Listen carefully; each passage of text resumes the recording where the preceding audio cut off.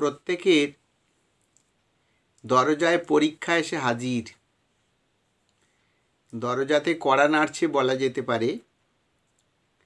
অনেক দিন প্রত্যক্ষ ভিডিও আমি দিইনি, গলার অবস্থা খারাপ, কণ্ঠস্বর খুব খারাপ হয়ে গেছিল বলে আবার আমি প্রত্যক্ষ ভিডিওতে তোমাদের জন্য এলাম। কারণ তোমাদের পরীক্ষা সামনে এবং সেই পরীক্ষার জন্য তোমরা যে প্রস্তুতি নিচ্ছ, কোনটা আগে পড়বে কোনটা পরে পড়বে ভেবে পাচ্ছ না। কারণ সেমিস্টার সিস্টেমের পরীক্ষাতে যা হয়, ছাত্রছাত্রীরা প্রথম থেকে তত তৎপর হয়ে পড়াশোনা করে না, কিন্তু হঠাৎ পরীক্ষাটা এসে হাজির হলে পড়াশোনা করার একটা প্রবণতা বাড়ে।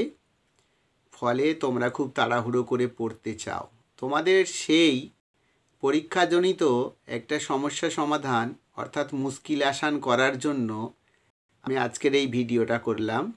যারা বাংলা অনার্স বা এমএ পড়ছো এবং যাদের সুনীল গঙ্গোপাধ্যায়ের সবুজ দ্বীপের রাজা পাঠ্যটি রয়েছে, তারা সেই পাঠ্যটি অত বড় বলে সম্পূর্ণ অংশটাকে মনের মধ্যে রাখতে পারো না। অনেক ছোট প্রশ্ন রয়েছে, সেইটা তোমাদের অনেক সমস্যা দেখা দেয়। তাই আমি অত্যন্ত সংক্ষিপ্ত আকারে এই বড় পাঠ্যটিকে ছোট আকারে আলোচনা করব এবং আলোচনাটা এমনইভাবে করব যার মধ্যে দিয়ে তোমরা বড় প্রশ্ন লেখার সুবিধা পাবে। আর সবচেয়ে বড় বিষয় হলো যে তোমরা এইখানটা শুনলে আমাদের ছোট প্রশ্ন যাই আসুক না কেন আশা করি উত্তর দিতে পারবে। অর্থাৎ সমস্ত ছোট প্রশ্ন যেন এর মধ্যে কভারেজ দেওয়ার আমি চেষ্টা করেছি। তো যাই হোক, আর বাড়তি কথা বলবো না। তোমরা এখন উপন্যাসের কাহিখানা শুনতে থাকো, আর মন দিয়ে শুনলে তোমাদের প্রশ্ন উত্তরগুলো আশা করি সুবিধা এসে যাবে বা লিখতে সুবিধা হবে বলে আমার মনে হয়েছে। তো এখানে প্রধান যে চরিত্র এই কাহিনীর মধ্যে, তার মধ্যে কাকাবাবু এবং সন্তু। তো সন্তু এখন 10ম শ্রেণীতে পড়া ছাত্র। সন্তুর কাকাবাবুর বয়স 53-54 বছর। দিল্লিতে তিনি পুরাতত্ত্ব বিভাগে চাকরি করতেন। একসময় আফগানিস্তানের পাহাড়ি পথে জিপ গাড়ি উল্টে গিয়ে তাঁর ডান পায়ের পাতার হাড় ভেঙে গিয়েছিল। তখন থেকেই তিনি পঙ্গু প্রায়, তো ক্র্যাচের উপরে ভর দিয়ে হাঁটাচলা করতে পারেন।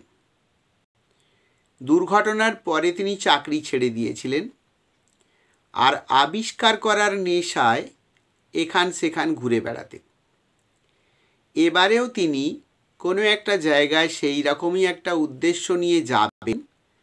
কোথায় যাবেন, কী উদ্দেশ্যে যাবেন সেটা আমাদের কাছে প্রথম প্রকাশিত হয়নি, এবং সন্তুকে তিনি সঙ্গে নেবেন এটা জানিয়েছিলেন।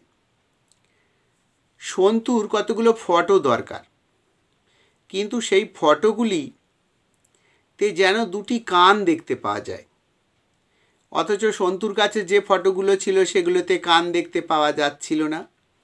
তাই তিনি পরের দিন সকালে রাসবিহারী অ্যাভিনিউতে জুবিলি ফটোগ্রাফার্স থেকে 6টি ফটো তাকে তুলে আনতে বললেন। এদিকে সন্তুর মা বাবা যাচ্ছেন সন্তুর ছোটো মামার অফিস থেকে পাওয়া দার্জিলিংয়ের বাড়িতে।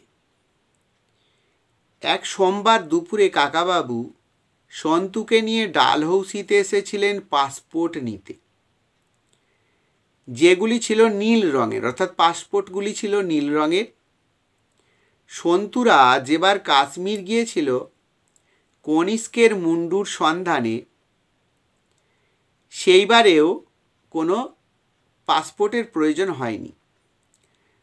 সন্তুর ভালো নাম সুনন্দ রায়চৌধুরী। পাসপোর্ট অফিসের নিচে সন্তু ট্যাক্সি ধরতে গেলে তাকে ধাক্কা মারে এক বিদেশি ভদ্রলোক, আর সে যখন ছিটকে পড়ে তখন তার পাসপোর্টটা গিয়ে একটি নর্দমার পাশে পড়েছিল। তখন ময়লা পোশাক পরা একটি ছেলে সেইটি কুড়োবার জন্য ধেয়ে আসে আর কাকাবাবু তৎক্ষণাৎ তার ক্র্যাচের আঘাতে সেই ছেলেটির হাত থেকে সেটি পড়ে যায় এবং ছেলেটি সেটি ফেলে দিয়ে পালিয়ে যায়। ফলে আবার সন্তু পাসপোর্টগুলি কুড়িয়ে এনেছিল, কাকাবাবুর কাছ থেকে একটু বকাও খেয়েছিল। তারা শনিবারে রওনা হয়েছে, যেখানেই যাক না কেন এখনও জানা যায়নি, যেহেতু শনিবারে তারা রওনা হয়েছিল। কাকাবাবু জামা কাপড়ের নিচে সুটকেসে গুলি ভরা একটা রিভলভার নিয়েছিলেন। সন্তু সেটা ঘরের বাইরে থেকে দরজার ফাঁক দিয়ে লক্ষ্য করেছিল। একজন পুলিশ অফিসার প্লেন থেকে একটি লোককে পাসপোর্ট না থাকার জন্য নামিয়ে নিয়ে গেলেন। অর্থাৎ সন্তুরা যখন প্লেনে চড়েছিল গন্তব্যে যাওয়ার জন্য, তখন প্লেন ছাড়তে একটু দেরি হচ্ছিল। একজন পুলিশ অফিসার এসে তৎক্ষণাৎ একজন ভদ্রলোকের নাম ঘোষণা করেন, যার নাম ছিল নিরিন্দর পাল সিং। নিরিন্দর পাল সিং তাকে ডেকে তার পাসপোর্ট নেই সেটা তারা খবর নেন এবং তাকে নিচে নেমে যাওয়ার জন্য নির্দেশ দেন। সেদিন খবরের কাগজেও বেরিয়েছিল কলকাতায় পাসপোর্ট চুরির কথা। যে বিমানে সন্তুরা যাচ্ছিল সেই বিমানের ক্যাপ্টেন ছিলেন দিলীপ কুমার দত্ত। 3 ঘন্টা 10 মিনিটে তারা রেঙ্গুনে পৌঁছবে, প্লেন থেকে সেটা ঘোষণা করা হয়েছিল। যে লোক সন্তুকে ধাক্কা দিয়েছিল সেই লোকটি প্লেনের পিছনের দিকে সিটে বসেছিল। সন্তু যখন টয়লেটে যায় তখন সে দেখতে পেয়েছিল।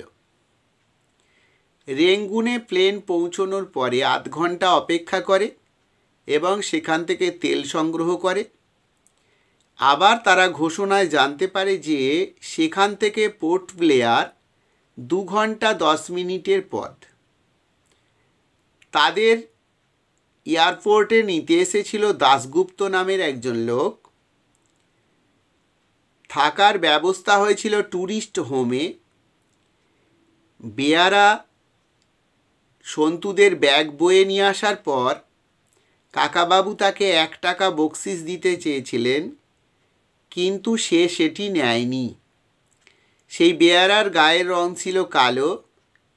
তার নাম ছিল কড়াকড়ি, ক ডয় শূন্য রয়াকা ক ডয় শূন্য রয়াসই, যেটা শুনে সন্তুর হাসি পেয়েছিল। সেখানে খাবার ছিল মাছ, মুরগি, হরিণের মাংস ইত্যাদি। আন্দামানে আছে পোষা হাতি। এই হাতিগুলি আসলে গাছ কাটলে গাছের গুঁড়ি বহন করার জন্য ব্যবহার করা হয়।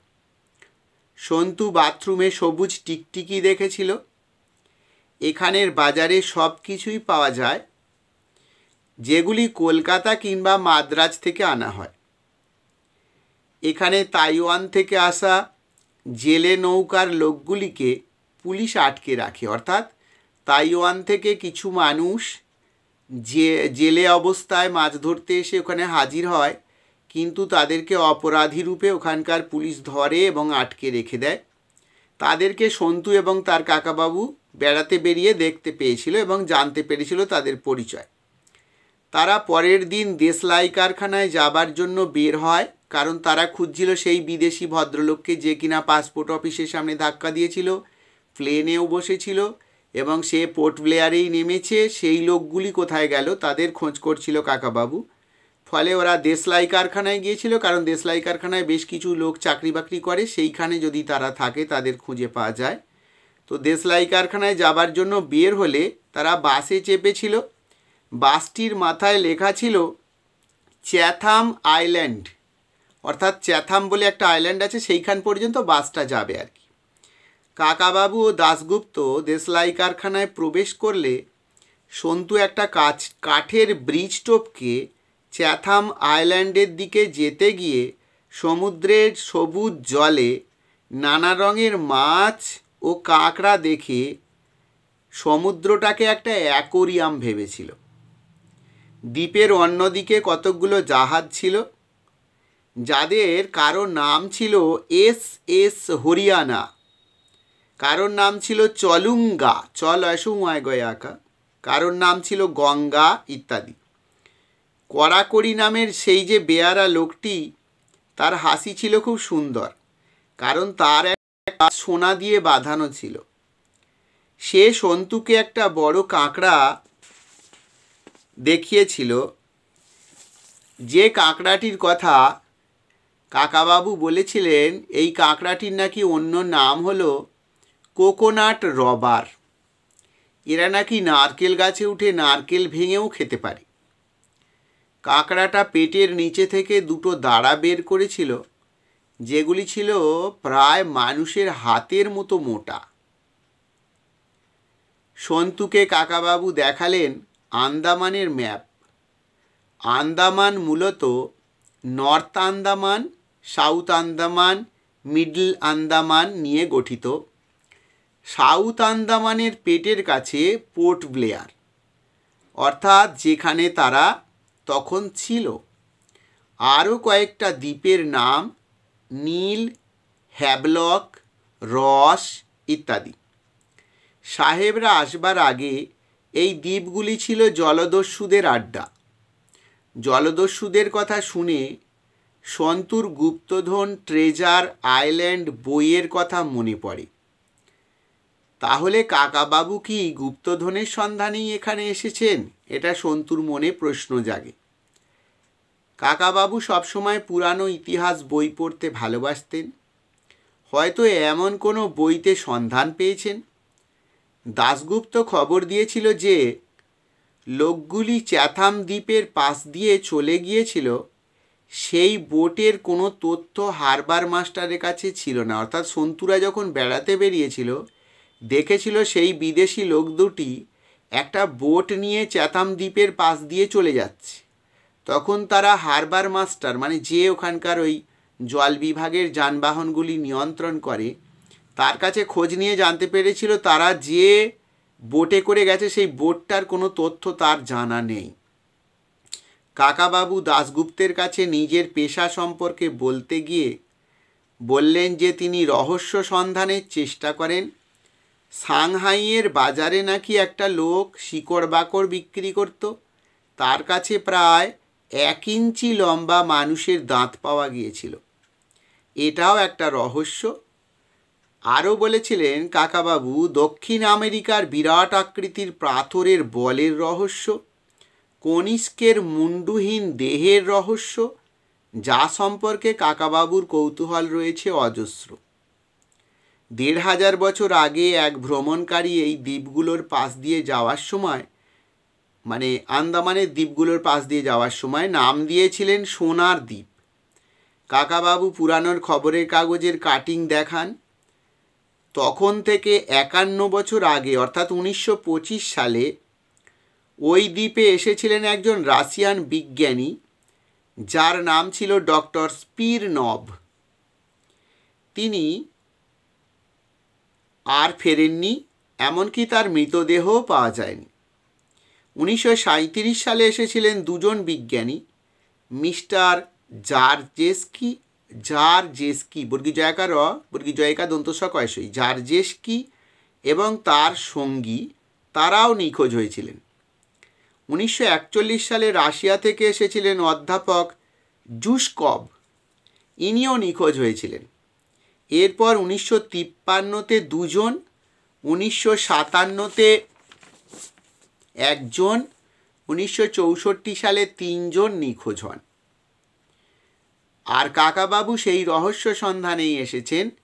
আন্দামানের অধিবাসী যারা ছিল তারা হচ্ছে জারোয়া। 5টি আদিবাসী সম্প্রদায় ছিল, তার মধ্যে জারোয়া এবং সেন্টিনেলিজ, দন্তস্বয়কা দন্তন্বয়টায় হস্যই দন্তন্বয় একা লয়সই বর্গীজ, সেন্টিনেলিজরা মানে জারোয়ারা আর সেন্টিনেলিজরা ছিল হিংস্র। বাকি 3টে উপজাতি অত হিংস্র নয়। বর্তমান সাহেব দুটোকেও তাই কাকাবাবু খুঁজছেন। কাকাবাবুরা বোটে বের হলেন। শঙ্কর নারায়ণ সেই বোটটি চালাচ্ছিল। বোটটি ছোট কিন্তু খুব দ্রুতগামী। সঙ্গে আরও 2 জন লোক ছিল। তারা যাচ্ছিল রঙ্গত, অর্থাৎ কাকাবাবু এবং তার সঙ্গপাঙ্গ যাচ্ছিল রঙ্গত বলে একটা জায়গায়। সেখান থেকে মায়াবন্দরেও যাওয়া যেতে পারে বলে জানিয়েছিলেন ওখানকার উপদেষ্টা। সেটা সুন্দর জায়গা। রঙ্গতে তারা ভাত, চিংড়ি মাছ ভাজা এবং হরিণের মাংস খেয়েছিল। কাকাবাবু শঙ্করনারায়ণের ঘাড়ে রিভলভার ধরে দ্বীপে নেমে পড়েছিলেন, অর্থাৎ যে দ্বীপের বালি সোনার মতো দেখতে সেই দ্বীপে জোর করে তিনি নেমেছিলেন, যেখানে সাধারণত জারোয়ারা থাকে বলে সবাই জানে। সেই দ্বীপে জোর করে নেমে পড়েছিলেন। দাশগুপ্ত এই সংবাদ এসপিকে দিয়েছিলেন। এসপির নাম প্রীতম সিং। এসপির নাম এখানে বলা হয়নি এখনও। তো এসপি ডাকতে বলেছিলেন প্রীতম সিং নামক একজন অফিসারকে, ওই পুলিশ দপ্তরেই চাকরি করেন। প্রীতম সিংই একমাত্র পুলিশ যে কয়েকবার জারোয়াদের সঙ্গে কথা বলেছে। পুলিশের লোক জারোয়াদের জন্য দ্বীপে ভাত, চিনি, গুঁড়ো দুধ, নানা রকমের ফল রেখে আসলে কিছুক্ষণ পরে সেইগুলি জারোয়ারা নিয়ে চলে যায়। আর তারা কিন্তু বিনা পয়সায় কিছু নিতে চায় না, আর তাদের তো পয়সা দেওয়ার ক্ষমতা নেই। সেই জন্য তারা তার বিনিময়ে শুয়ারের এবং হরিণের মাংস কিছুটা করে সেই জায়গায় রেখে যায় প্রত্যেকবার। তো ওই প্রীতম সিং লোকটির এত সাহস, সে একবার ওই রকম খাবারের বস্তার মধ্যে সম্পূর্ণ উলঙ্গ অবস্থায় থেকে গিয়েছিল। আর জারোয়ারা যখন তার সামনে আসে তখন সে আত্মপ্রকাশ করে আর হাত তুলে তাদের কাছে জানায় যে তার কাছে কোনো অস্ত্র নেই বা সে তাদের ক্ষতি করতে আসেনি। ফলে তাদের সঙ্গে তার কিছুটা বন্ধুত্ব হয়ে যায় বা কথার বিনিময় হয় বা মেলামেশা বা চেনাশোনা হয়ে যায়। জারোয়াদের ভাষায় 30-40টি শব্দ আছে বলে প্রীতম সিং জানিয়েছিল। কাকাবাবু ও সন্তু জঙ্গলে প্রবেশ করে একটি আদিবাসী লোকের মাথার পিছনে গুলি লেগে রয়েছে দেখেছিল। অর্থাৎ কাকাবাবু এবং সন্তু দুজনে যখন জঙ্গলে প্রবেশ করে গেছিল, সন্তু পরে এসেছিল, মানে নৌকা থেকে লাফ দিয়ে পালিয়ে এসেছিল কাকাবাবুর সঙ্গে থাকবে বলে।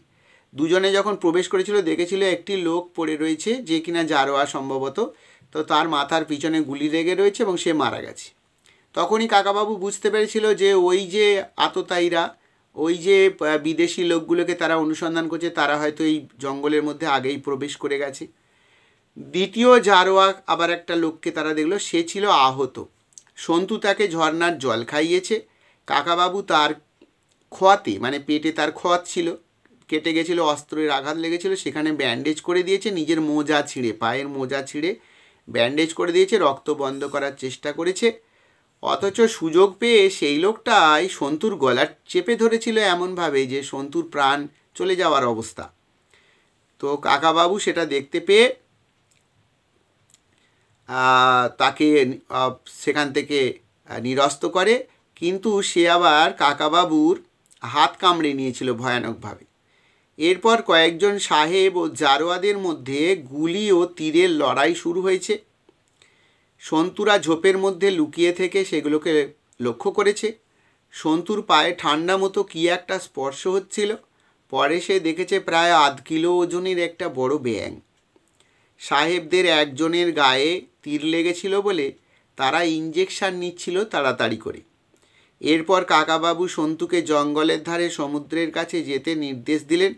অর্থাৎ কাকাবাবু বললেন সন্তুকে যে তুমি সমুদ্রের ধারে চলে যাও, কি নিশ্চয়ই ওখানে পুলিশ এসে হাজির হবে, কারণ তাদের খবর তো অলরেডি চলে গেছে। পুলিশ এসে হাজির হলে তুমি তাদেরকে নিয়ে জঙ্গলের মধ্যে এসো, কারণ না হলে এই যে বিদেশিরা জঙ্গলে প্রবেশ করেছে, এদের ভাবনা চিন্তা ভালো নয়, এরা অনেক ক্ষতি করে ফেলবে, অনেক জারোয়া মানুষকে মেরে ফেলবে। তো সেই জন্য সন্তুকে তিনি ওই সমুদ্রের ধারে অপেক্ষা করতে বলে। তো দেখা যায় সন্তুরা ঝোপের মধ্যে লুকিয়েছিল। তারপর তো সন্তু চলে গেল। সাহেবদের একজনের গায়ে গুলি লেগেছিল বলে ইঞ্জেকশন নিয়েছিল। এরপর কাকাবাবু সন্তুকে জঙ্গলের ধারে যেতে বলে। সন্তু যেতে যেতে একটা শব্দ শুনল। সেই শব্দটা ছিল কিলা কিলা, কয়শৈল একা কিলা, কয়শৈল একা কিলা। সন্তু বমি করে অজ্ঞান হয়ে পড়ে, কারণ ওই ঝর্নার জল খাওয়া ছাড়া সারাদিনে তো কিছু খাওয়া দাওয়া হয়নি। সে অসুস্থ হয়ে পড়ে এবং অজ্ঞান হয়ে যায়। ঝর্নার ধারে কয়েকটা হরিণ এসে তার আশপাশে ঘুরে গেছে। পরে সন্তু জঙ্গলে নীল আলো দেখতে পেয়েছিল এবার কাছে গিয়ে দেখলো নীল আগুনে কয়েকটা লাল, সবুজ আর গোলাপি রঙের শিখা দেখতে পাওয়া যাচ্ছে। সাহেবগুলোকে জংলি লতা দিয়ে বাঁধা রয়েছে। সেখানে কয়েকটা কুটির আছে, তাতে জারোয়া মেয়ে ও শিশুরা সেখান থেকে বেরিয়ে এসে সাহেবদের দেখছে। এরপর একটি বয়স্ক লোক বেরিয়েছে। তার মাথার চুল সাদা, দাড়ি সাদা, ভুরু পাকা। লোকটি লাল ধুতি ও লাল চাদর পরিহিত ছিল। গায়ের রং ফর্সা, চুল জারোয়াদের মতো কিন্তু কোকড়ানো নয়। এরপর দিল্লি থেকে হোম সেক্রেটারি এসেছেন। নাম তার কৌশিক ভার্মা, ভায়াকা ময়রে পাকা ভার্মা, জারোয়াদের রাজা। বুড়োটি আসলে গুণদা তালুকদার। ভারতবর্ষ যখন পরাধীন ছিল, পরাধীন ভারতবর্ষের একজন সৈনিক গুণদা তালুকদার, তাকে ওই আন্দামানে হয়তো ব্রিটিশরা পাঠিয়েছিল বন্দি অবস্থায়। তিনি সেই জেল থেকে পালিয়ে গিয়ে জলে ভাসছিলেন। তারপরে এই জারোয়ারা তাকে তুলে নিয়ে গিয়ে তাদের সাথে রেখেছে এবং তিনি দীর্ঘদিন এদের সাথেই রয়েছেন। সে ছিল বিপ্লবী। এদিকে সাহেবরা হাতের বাঁধন খুলে ফেলেছে, জারোয়াদের উপরে গুলি করতে শুরু করেছে। বৃদ্ধ রাজার ঘরে সন্তু আর কাকাবাবু সেই সময় কিছু কথাবার্তা বলছিল। সেই ঘরে দেখতে পেয়েছিল তারা একটি গীতা এবং একটি হাতকড়া, মানে প্রশাসন কোনো অপরাধীর হাতে যে হাতকড়া লাগায় সেই হাতকড়া রয়েছে। সাহেবরা এবার সেই উল্কার উপর, মানে যে উল্কাটা জ্বলছিল আর কি, ওখানে উল্কার খণ্ড বলেই সেটাকে সবাই ভাবতে পেরেছে বা ভেবেছে, পাইপে জল ছিটোতে লাগলো, মানে উল্কাটাকে নেভানোর জন্য। তারা সঙ্গে ওটাকে নিয়ে চলে যাবে আর কি, ওটা দামি জিনিস। এরপর সাহেবরা আগুনের কাছে ছিল বলে একজন সাহেবকে আগুনে টেনে নিয়েছে, মানে আগুন নিজেই যেন হাত বাড়িয়ে তাকে তার মধ্যে প্রবেশ করিয়েছে। এরপর সাহেবদের একজন ল্যারি নামে ডাক দিয়ে বুড়ো রাজাকে আগুনে ফেলতে বলে, অর্থাৎ ল্যারিকে নির্দেশ দেয় যে বুড়ো রাজাকে আগুনে ফেলে দাও। এদিকে আকাশে হেলিকপ্টার হাজির। জ্যাক সেইটিতে গুলি করতে উদ্যত হলে, মানে ওই বিদেশিদের মধ্যে একজনের নাম ছিল জ্যাক, একজন ল্যারি, দুজনেরই নাম জানা গেছে। গুলি করতে উদ্যত হলে সন্তু কাকাবাবুর রিভলভার দিয়ে তাকে গুলি করে দেয়। হেলিকপ্টার থেকে মাইকে বলেছিল, আকিলা কিল কিল টুঙ্কা টাকিলা। জারোয়ারা শুনিয়েছিল tequila tequila. আবার হেলিকপ্টার থেকে শব্দ এলো কাকিনা সুপি সুপি, অর্থাৎ মাঝখানে জায়গা ছাড়তে বলা হয়েছে, তারা সেখানে নামবে। এরপর বুড়ো রাজাকে নিয়ে আসা হয়েছে, প্রথমে কলকাতায়, পরে দিল্লি নিয়ে যাওয়া হবে। সন্তু এখানে এখন বাড়ি যাবে না, বুড়ো রাজার সাথে তাদের যেতে হবে রাজভবনে। সেখানে গভর্নর তাদের সম্বর্ধনা দেবেন এবং খাওয়াবেন। বুড়ো রাজা গাড়িতে বসে অসুস্থ হয়ে পড়ে, সেখানে তিনি নিঃশ্বাস নিতে পারছেন না বলে জানান। এবং সন্তু এই প্রথম দেখল কাকাবাবুর চোখে জল, অর্থাৎ বুড়ো রাজা মারা গেলেন, কাকাবাবুর চোখে জল। সন্তুও কেঁদে উঠেছিল। এই ছিল কাহিনী, সবুজ দ্বীপের রাজা কাহিনী। সেই কাহিনী থেকে সংক্ষিপ্ত আকারে বললাম এবং তোমরা এখান থেকে সন্তুর চরিত্র, কাকাবাবুর চরিত্র, কাহিনীটা কোন দিকে গেছে, বুড়ো রাজা কে, তার আচরণ সম্পর্কে বলো, তার অভিপ্রায় সম্পর্কে বলো, ইত্যাদি প্রশ্নের উত্তর দিতে পারবে এবং ছোট প্রশ্নগুলোর উত্তর তোমরা নির্ণয় করতে পারবে বলে আশা করি। আজকের ভিডিও এই বলে এখানে শেষ করলাম।